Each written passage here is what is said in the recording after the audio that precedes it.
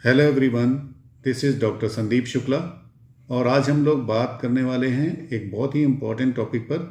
और इस टॉपिक का नाम है grievances redressal and conflict management. तो आइए हम बात करते हैं what is grievance. Next slide please. What is grievance? Grievance है क्या? ग्रीवेंस बेसिकली एक कंप्लेंट है। ग्रीवेंस को अगर हिंदी में हम बात करें तो इसका मतलब होता है कंप्लेंट। इंग्लिश का दूसरा वर्ड यूज़ करें तो इसका मतलब होता है कंप्लेंट, शिकायत। तो शिकायत है क्या? कौन सी शिकायत को हम ग्रीवेंस कहेंगे? तो grievance is a form of complaint, rather grievance is a form of formal complaint raised by an employee against employer, manager और coworker। किसी ऑर्गेनाइजेशन में, किसी डिपार्टमेंट में, किसी कंपनी में अगर कोई एम्प्लॉय अपने एम्प्लॉयर के अगेंस्ट, अपने मैनेजर के अगेंस्ट या अपने किसी कोवर्कर के अगेंस्ट कोई फॉर्मल कंप्लेंट करता है, कोई रिटन कंप्लेंट करता है, तो उस कंप्लेंट को हम ग्रीवेंस कहते हैं। आई होप यू अंडरस्टैंड कि जो कंप्लेंट कोई एम्प्लॉय अपने मैनेजर, एम्प्लॉयर और कोवर्कर के अगेंस्ट अगर फॉर्मल कंप्लेंट करता है तो वही फॉर्मल कंप्लेंट ग्रीवेंस कहलाती है। It is an initial form of conflict. आगे चल के हम लोग बात करेंगे कॉन्फ्लिक्ट की। तो कॉन्फ्लिक्ट की शुरुआती स्टेज जो होती है वो ग्रीवेंस ही होती है। अगर इसको हम प्रॉपर हैंडल ना करें तो ये आगे चल के कॉन्फ्लिक्ट में बदल जाती है, और जो कि किसी भी ऑर्गेनाइजेशन के लिए, किसी भी डिपार्टमेंट की ग्रोथ के लिए बिल्कुल भी अच्छा नहीं है। ये ग्रीवेंसेज, ये कॉन्फ्लिक्ट्स एक फैमिली में भी होती हैं, लेकिन आज हम लोग केवल प्रोफेशनल कॉन्फ्लिक्ट, प्रोफेशनल ग्रीवेंसेस की बात कर रहे हैं, इसलिए पर्सनल और फैमिली ग्रीवेंस या कॉन्फ्लिक्ट की बात नहीं कर रहे। Grievance must be handled properly so that it can not turn into conflict. इसको हम प्रॉपर हैंडल कर लेंगे तो आगे चल के ये कॉन्फ्लिक्ट में ना बदलने पाए। Grievance could be initiated by individual, group और यूनियन। ये फॉर्मल कंप्लेंट जिसे हम ग्रीवेंस कह रहे हैं, ये कोई इंडिविजुअल या कोई एम्प्लॉय रेज कर सकता है, कोई ग्रुप ऑफ इंडिविजुअल्स रेज कर सकता है, या उनका कोई एसोसिएशन या यूनियन इस कंप्लेंट को रेज कर सकता है, जिसे हम ग्रीवेंस कहते हैं। अब हम लोग बात करते हैं कि क्या कॉजेज हैं, ग्रीवेंस होता क्यों है, what are the causes of grievance. पहला point, first point is injustice. किसी एम्प्लॉय के अगेंस्ट कोई इनजस्टिस हो रहा है, किसी एम्प्लॉय के अगेंस्ट कोई इनजस्टिस हो रहा है, तो हम लोग बात कर रहे हैं कॉजेज ऑफ ग्रीवेंस। क्या कॉज हो सकते हैं ग्रीवेंस के? First point is injustice, second one is harassment, nepotism, favouritism. कोई इनजस्टिस हो रहा है, किसी एम्प्लॉय के साथ कोई इनजस्टिस हो रहा है जिसकी वजह से उसको ग्रीवेंस डेवलप हो रहा है। कोई उसका हैरेसमेंट हो रहा है, नेपोटिज्म है, मतलब भाई भतीजावाद की वजह से ऐसा हो रहा है, फेवरेटिज्म है, किसी के लेकर पक्षपात किया जा रहा है जिसकी वजह से उसको ग्रीवेंस डेवलप हो रहा है। Employment term and conditions. कई बार ऐसा होता है कि जब कोई एम्प्लॉय होता है, उसको जब वो आता है किसी ऑर्गेनाइजेशन से जुड़ता है, तो उसको ये लगता है कि हमारा सिर्फ यही काम है, इसके अलावा हमको यहाँ नहीं लगाया जा सकता, हमको वहाँ नहीं लगाया जा सकता। सपोज दैट कोई गस्टेड ऑफिसर है किसी डिपार्टमेंट का, तो उसको लगता है कि हमको केवल अपने डिपार्टमेंट का, सपोज दैट मेडिकल ऑफिसर है या कोई और डिपार्टमेंट का है, कोई टीचर है, उसका अपॉइंटमेंट हुआ, उसको लगता है केवल उसको पढ़ाई करानी है, उससे पढ़ाना है उसको, स्टूडेंट्स को, उसके अलावा उसका कोई काम नहीं है, क्योंकि वो एक टीचर है। लेकिन जब इलेक्शंस आते हैं तब इलेक्शन में बहुत सारी ड्यूटी लग जाती हैं, या और कोई बहुत सारे नेशनल प्रोग्राम्स होते हैं उनमें भी ड्यूटी टीचर्स की लग जाती है, तो इस इंजीनियर्स की भी ड्यूटी लग जाती हैं, तो उससे उनके अपने मूल जो वर्क है उससे अलग भी लग जाती है ड्यूटी, क्योंकि उसके टर्म कंडीशंस में होता है कि आप गवर्नमेंट के एम्प्लॉय हैं, गवर्नमेंट आपको कहीं भी यूज़ कर सकती है, कहीं भी आपकी ड्यूटी लगाई जा सकती है, बट वो एम्प्लॉय उससे अवेयर नहीं होता है, जिसकी वजह से उसके अंदर ग्रीवेंसेस आने लगते हैं कि हम तो टीचर की तरह अपॉइंट हुए थे, हमारी ड्यूटी से इलेक्शन कराया जा रहा है, हमें इलेक्शन लगाई जा रही है, हमें फला जगह पे ड्यूटी लगाई जा रही है, तो जिससे उसके अंदर ग्रीवेंस आने लगता है। Another point is religious feelings. किसी पर्टिकुलर रिलीजन का कोई व्यक्ति है, उसको लगता है वर्किंग प्लेस पर उसको बार बार लोग टॉन्ट करते हैं कि आप फला रिलीजन के हो, आपके रिलीजन में ऐसा होता है वैसा होता है, आपको ऐसा नहीं होना चाहिए, ऑफिस में ऐसा नहीं करना चाहिए आपको, आप ये सब घर में करिए, इस तरह से नहीं रहिए, वो इस तरह से नहीं रहिए। तो उसकी वजह से भी उसको ग्रीवेंस फील होने लगता है। Next point is poor working conditions. अगर कोई ऑफिस, कोई डिपार्टमेंट, उसको लगता है कि जो एनवायरनमेंट है उसका वो बहुत पुअर है, अनहाइजीनिक है, वहाँ पर टॉयलेट नहीं है, बैठने की जगह सही नहीं है, इम्प्रॉपर टूल्स हैं उसके पास, अनहेल्दी एनवायरनमेंट है, फीमेल वर्कर्स हैं, वो वहाँ पर सेफ नहीं महसूस कर रही हैं अपने आप को, तो वो अच्छे ढंग से काम नहीं कर पाएंगी, अपना पूरा परफॉर्मेंस वहाँ पर नहीं दे पाएंगी। अगर उनके लिए टॉयलेट वहाँ पे नहीं बना हुआ है, उनकी कंडीशन जो एनवायरनमेंट है वहाँ का वो हेल्दी नहीं है, वो कंफर्ट फील नहीं कर रही हैं, तो उनकी वर्किंग एफिशिएंसी घट जाएगी और उनके अंदर ग्रीवेंस डेवलप होगा, जिसके लिए वो आगे अपनी कंप्लेन को एम्प्लॉय की तरफ या ग्रीवेंस हैंडलिंग कमेटी को वो सबमिट कर सकती हैं। अब हम लोग बात करते हैं टाइप्स ऑफ ग्रीवेंस की। What are the types of grievance? First type is factual grievance. जैसा कि नाम से ही पता चल रहा है कि कोई ना कोई फैक्ट है, एम्प्लॉय के पास कोई ना कोई ऐसा फैक्ट है जिसकी वजह से उसको ग्रीवेंस डेवलप हुआ है, जैसे कि उसके कोई legitimate needs of employ fulfil नहीं हो रही हैं, जो उसकी मूलभूत आवश्यकताएं हैं वो भी फुलफिल नहीं हो रही हैं, उसको सैलरी टाइम पे नहीं मिल रही है, उसको इंक्रीमेंट टाइम पे नहीं मिल रहे हैं, तो उसकी जो ग्रीवेंसेस हैं वो जायज़ हैं, उनमें फैक्ट्स हैं, इसलिए उसमें ग्रीवेंस आना स्वाभाविक है। Second one is imaginary grievance. Imaginary, जैसा कि नाम से ही पता चल रहा है, उसको इमेजिन करता है, उसको लगता है कि हमें ग्रीवेंस फील होता है, क्योंकि उसके पास जो इन्फॉर्मेशन होती है या जो उसके ऑब्जर्वेशंस होते हैं वो इनकरेक्ट होते हैं, उसके एजम्पशंस जो हैं वो इनकरेक्ट हैं, इन्फॉर्मेशन इनकरेक्ट है, जिसकी वजह से इमेजिनरी ग्रीवेंस उसको ऐसा वो सोच लेता है कि हमको यहाँ पर बहुत कष्ट हो रहे हैं, हमें इसकी कंप्लेंट आगे करनी चाहिए, जबकि इसमें हकीकत नहीं होती। फॉर एग्जांपल, किसी की पोस्टिंग हुई, किसी गवर्नमेंट सेक्टर में किसी में पोस्टिंग हुई, फिर किसी ने उसको बोल दिया कि आपकी तुरंत आपका ट्रांसफ़र हो जाएगा, तो बहुत रिमोट एरिया में आप जा रहे हैं, आपसे ऐसे ऐसे काम लिए जाएंगे, आपसे वैसा किया जाएगा। तो अभी वो न्यू जॉब में आया ही था, उसको ये फील होने लगा कि हमें आते ही हमारे पर बहुत ज़्यादा प्रेशर डाला जा रहा है, या फला हमारे जो ऑफिसर हैं हमें नहीं लाइक करते हैं, इस वजह से ऐसा हो रहा है, या हमारी कॉस्ट ऐसी है, हमारी कास्ट ऐसी है, हमारा रिलीजन ऐसा, इसलिए हमें परेशान किया जा रहा है। तो उसके एजम्पशंस हैं, रॉन्ग एजम्पशंस हैं, या उसको जो इन्फॉर्मेशन मिली वो रॉन्ग है, जिसकी वजह से उसको ग्रीवेंस डेवलप हो जाता है। And the third one is disguised grievance. Disguised grievance का मतलब ड्यू टू अननोन रीजन, उसको पता ही नहीं है कि उसको क्यों ग्रीवेंस डेवलप हो रहा है, उसकी वर्किंग एफिशिएंसी क्यों घट रही है, वो क्यों इतना परेशान रहता है, सारी फैसिलिटीज़ हैं, उसका एनवायरनमेंट अच्छा है, उसके कोवर्कर्स अच्छे हैं, उसके पास प्रॉपर टूल्स हैं, उसके साथ कोई हैरेसमेंट नहीं हो रहा है, कोई इनजस्टिस नहीं हो रहा है, प्रॉपर सैलरी मिल रही है, प्रॉपर इंक्रीमेंट हो रहे हैं, सब कुछ अच्छा है, फिर भी उसको ग्रीवेंस डेवलप है, क्योंकि उसको कोई साइकोलॉजिकल नीड्स उसकी पूरी नहीं हो रही हैं। ऐसे एम्प्लॉयज़ को टाइम टाइम पर मोटिवेटर्स के थ्रू, साइको हीलर्स के थ्रू उनको मोटिवेशन की ज़रूरत है, उनको स्टिमुलेट करने की ज़रूरत है, उनको वेकअप करने की ज़रूरत है, उनको हम शाबाशी दें, उनको नए नए आइडियाज़ दें, नई ट्रेनिंग की ज़रूरत है। वो साइकोलॉजिकली डिप्रेस्ड रहते हैं, इसलिए उनको ऐसा फील होता है। अब हम लोग बात करते हैं कि how to handle grievance. Grievance handling, grievance को कैसे मैनेज करें। तो सबसे पहली बात जो या फर्स्ट पॉइंट इसमें मेंशन्ड है, इनफॉर्मल मीटिंग्स।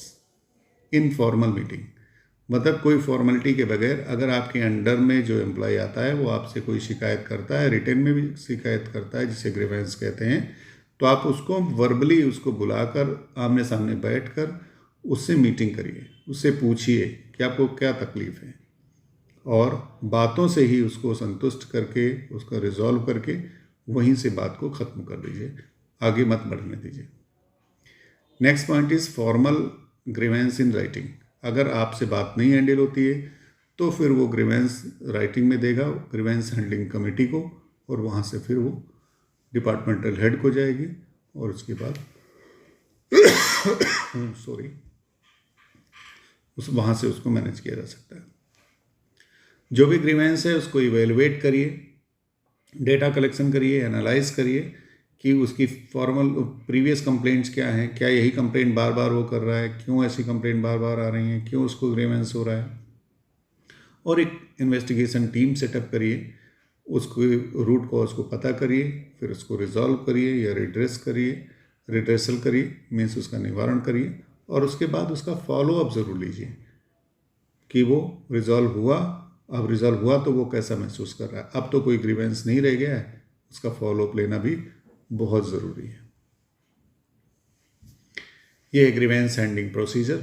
स्टेप 1 में क्या करना है, आपको आइडेंटिफाई करना है, डिफाइन करेक्टली करना है, और डाटा कलेक्ट करना है, एनालाइज करना है, प्रॉम्प्ट रिड्रेसल करना है, और इम्प्लीमेंटेशन एंड फॉलोअप। इन पॉइंट्स के थ्रू आप उसको मैनेज कर सकते हैं। Next topic is conflict. What is conflict? Conflict है क्या? Conflict could be defined as disagreement और डिफरेंस ऑफ ओपिनियंस बिटवीन और अमंग इंडिविजुअल्स। दो या अधिक लोगों के बीच होने वाले मतभेद या मनभेद को हम कॉन्फ्लिक्ट कहते हैं। ये कॉन्फ्लिक्ट फैमिली में भी हो सकता है, हस्बैंड वाइफ के बीच में भी हो सकता है, कोवर्कर्स के बीच में भी हो सकता है, एम्प्लॉय एंड एम्प्लॉयर के बीच में भी हो सकता है। किसी भी तरीके से अगर दोनों की विचारधारा अलग है, दोनों के विचार मैच नहीं होते हैं, तो उस कंडीशन को की वजह से उसमें जो झगड़ा होता है उसी को हम कॉन्फ्लिक्ट का नाम देते हैं, और it is a later stage of grievance. Reasons of conflict. Conflict होता क्यों है? तो फर्स्ट पॉइंट, इनकम्पैटिबल गोल्स। दोनों के गोल्स अलग हैं। फैमिली में जैसे हम बात करते हैं, तो अगर कोई एम्प्लॉय है, जो एम्प्लॉय, हम लोग प्रोफेशनल ग्रीवेंस कॉन्फ्लिक्ट की बात करें कि कोई एम्प्लॉय है तो उसको ये लगता है कि हमें तो यहाँ जॉब करनी है बस 10 से 4 की, इसके बाद कंपनी की ग्रोथ हो या ना हो हमसे मतलब नहीं है, हमें जो काम दिया गया बस उतना ही कर ले, बड़ी बात है। या थोड़े दिन तक हमें, उसके बाद हमें ट्रांसफ़र लेके यहाँ से चले जाना है, यहाँ की चीज़ों में हमें इन्वॉल्व नहीं होना है, ये कितना काम हो रहा है कितना नहीं हो रहा है हम ज़्यादा इसके लिए बॉदर्ड नहीं है। जबकि एम्प्लॉयर है वो चाहता है कि उसका गोल, उसकी ग्रोथ ज़्यादा हो, जितनी पिछले साल में भी उससे ज़्यादा उसको अचीव करना है। तो उन दोनों के गोल्स अलग अलग हैं। Differences over interpretations. कोई कहता है कि ये चीज़ सही है, कोई कहता है कि ये चीज़ सही है। तो मुझे एक शेर याद आता है कि तेरी ख्वाहिशें मेरी ख्वाहिशों से अलग हैं शायद, तेरी ख्वाहिशें मेरी ख्वाहिशों से अलग हैं शायद, तुझे वक्त गुजारना है और मुझे ज़िंदगी। एक ही पॉइंट पर अलग अलग बातें हैं। कोई थोड़े समय तक के लिए पास कर रहा है, जब तक हमारा ट्रांसफ़र नहीं हो जाता तब तक हम कैसे भी काट रहे हैं, और कोई चाहता है कि हम इसको एक लॉन्ग टर्म तक लेके जाएं, इसको ग्रोथ को लेके जाएं, इस तरीके से वर्किंग एफिशिएंसी को रखें। तो दोनों के थॉट्स में अंतर होता है, जिसकी वजह से ग्रीवेंस डेवलप होता है। Third one is over expectation. अगर किसी को लगता है कि वो ओवर एक्सपेक्ट करता है कि हमारे लिए ये हो जाएगा, हमारे लिए वो हो जाएगा, इतना इंक्रीमेंट हो जाएगा, इतना हमको ये मिल जाएगा, ये हम ऑफिस हेड बन जाएंगे, फिर हम इतने बाद में जोनल मैनेजर बन जाएंगे, एरिया मैनेजर बन जाएंगे, जोनल मैनेजर बन जाएंगे, इतनी जल्दी ये हो जाएगा। उस एक्सपेक्टेशंस पर उसके प्रमोशंस नहीं होते तो भी उसको कॉन्फ्लिक्ट डेवलप हो जाता है। और D point is power dynamics, कि दो एम्प्लॉयज़ के बीच में जो दो पावर हैं वो अलग अलग हैं, किसी के पावर ज़्यादा है, किसी के पास पावर कम है, तो दोनों में कंपैरिजन होने लगता है और उसकी वजह से भी कॉन्फ्लिक्ट डेवलप होता है। The last point is limited resources.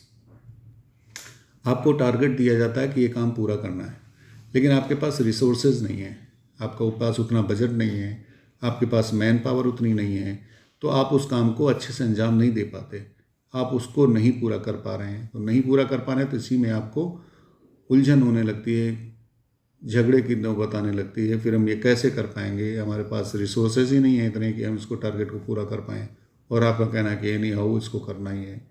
तो इन कंडीशंस में भी कॉन्फ्लिक्ट डेवलप हो सकता है। Views of conflict. There are three views of conflict. One is traditional view ये कहता है कि किसी भी ऑर्गेनाइजेशन में कॉन्फ्लिक्ट होना ही नहीं चाहिए, there should be no conflict, ये हमेशा बैड होता है। दूसरा है human relation view of conflict, ये कहता है कि चार बर्तन अगर हैं तो खटकेंगे ही, थोड़ा बहुत तो लड़ाई झगड़ा होगा ही, थोड़ा बहुत तो कॉन्फ्लिक्ट होगा ही। और ये बात भी सही है, अगर एम्प्लॉय हैं, एक से अधिक एम्प्लॉय हैं किसी जगह, तो उनमें आपस में कुछ ना कुछ मनमुटाव होगा ही, बात को लेकर, किसी भी चीज़ को लेकर कॉन्फ्लिक्ट होना एक स्वाभाविक बात है। और इंटरेशनिस्ट व्यू ऑफ कॉन्फ्लिक्ट कहता है कि कॉन्फ्लिक्ट बहुत पॉजिटिव चीज़ है, पॉजिटिव फोर्स है। किसी भी डिपार्टमेंट को, किसी भी कंपनी को, किसी भी ऑर्गेनाइजेशन को ग्रो कराने के लिए कॉन्फ्लिक्ट बहुत ज़रूरी है और ये हमेशा पॉजिटिव होती है। तो थर्ड पॉइंट भी बिल्कुल सही नहीं है, क्योंकि हमेशा पॉजिटिव कॉन्फ्लिक्ट नहीं होती है, निगेटिव कॉन्फ्लिक्ट भी होती है। इसलिए सेकंड ओपिनियन या second view of conflict it seems more correct as per me. Human relation view of conflict जो कहता है कि चार बर्तन यहाँ हैं तो खटकेंगे ही, मतलब आपस में कुछ न कुछ नोक-झोंक जरूर होगी, और उसी को हम कहते हैं conflict. Types of conflict, there are two major types of conflict. First is functional conflict, जिसे हम पॉजिटिव कॉन्फ्लिक्ट भी कहते हैं। इसकी वजह से क्या होता है, it results in increased performance, improved quality of decision and good for organisation. आपका पड़ोसी मर्सिडीज़ लाया तो आपको लगता है कि हम इससे हायर मॉडल का मर्सिडीज़ अगले साल ले आएंगे या अगले महीने ले आएंगे। उसके लिए आप और ज़्यादा वर्क करते हैं और अपने आप को एफिशिएंट बनाते हैं और अर्न करते हैं और सेव करते हैं, तो फिर उससे आगे आप निकल जाते हैं और आप उससे हायर मॉडल का ले भी आते हैं। तो ये अच्छी चीज़ है कि बिना किसी सामने वाले को नुकसान पहुंचाए हम अपनी एफिशिएंसी को पॉजिटिवली लें और उसको और ग्रो करके हम उससे आगे निकल जाएं, तो इसको हम पॉजिटिव कॉन्फ्लिक्ट करते हैं। और ये गुड होता है किसी भी फैमिली के लिए, किसी भी ऑर्गेनाइजेशन के लिए, उसकी ग्रोथ के लिए। वहीं पर दूसरा पॉइंट है या दूसरा टाइप है जिसको हम निगेटिव कॉन्फ्लिक्ट कहते हैं। निगेटिव कॉन्फ्लिक्ट की वजह से इफ़ेक्टिवनेस आपकी घटेगी, आपका कम्युनिकेशंस, बातचीत होना बंद हो जाएगी, और फाइटिंग अमंग मेंबर्स, आपस में बातचीत होना बंद हो जाएगी, लड़ाई झगड़े होने शुरू हो जाएंगे, और बैड फॉर ऑर्गेनाइजेशन, क्योंकि जो कोवर्कर है आपका वो एफिशिएंट नहीं है कि वो कुछ कर पाए। मीन्स जैसे फॉर एग्जांपल, जैसे पड़ोसी आपका कार ले आया और आप नहीं चाहते, आपके अंदर इतनी वैल्यू नहीं है आपकी कि आप कार भी मेंटेन कर पाएँ, कार भी खरीद पाएँ, तो आप रात में उठे, उसकी चाकू से उसके टायर काट दिए, आपने उसकी कार को डैमेज कर दिया कि मेरे सामने ये कार से चलेगा, इसकी इतनी औकात हो गई। खुद तो कार खरीद नहीं सकते, उसको भी कार से चलने नहीं देंगे। तो इसकी वजह से अल्टीमेटली लॉसेस होते हैं, और वो लॉस ये किसी ऑर्गेनाइजेशन की ग्रोथ को बहुत हैम्पर करते हैं। इसलिए निगेटिव कॉन्फ्लिक्ट हमेशा बैड कॉन्फ्लिक्ट कहा जाता है, और it is bad for organisation. अब हम बात करते हैं कॉन्फ्लिक्ट को मैनेज कैसे किया जाए। Conflict resolution, how to resolve the conflict. Conflict resolution, सबसे पहला पॉइंट कम्युनिकेशन। अगर कोई कॉन्फ्लिक्ट आता है, कोई लड़ाई झगड़ा होता है, तो कम्युनिकेशन बंद हो जाता है, बातचीत करना बंद। हमारी उससे लड़ाई हुई तो उससे बोलना ही बंद कर दिया, उसकी कॉल ही करना उसे बंद कर दिया, कॉल पिक करना ही बंद कर दिया, तो उससे और कॉन्फ्लिक्ट बढ़ता है। तो उसको रिजॉल्व करने का तरीका है कम्युनिकेशन स्टार्ट करना। हमें उससे कम्युनिकेशन स्टार्ट करना चाहिए कि जो हुआ सो हुआ, अब बताओ क्या तकलीफ है। ये हमारी प्रोफेशनल लड़ाई थी, ये हमारा प्रोफेशनल झगड़ा था, हमारा पर्सनल नहीं। एक बहुत इंपॉर्टेंट चीज़ कि अपनी प्रोफेशन की चीज़ को पर्सनल लेवल तक नहीं ले जाना चाहिए। जो झगड़ा, जो भी बातें हुई हैं, हमें अपना टारगेट नहीं पूरा कर पाए, हमें टारगेट पूरा करना है, जो भी अचीवमेंट्स हैं वो लैकिंग रह गए हैं, उसके लिए हमें बोला गया है, हम उसको पर्सनली लेके नहीं जाना चाहिए। And the very good thing we should learn from politicians.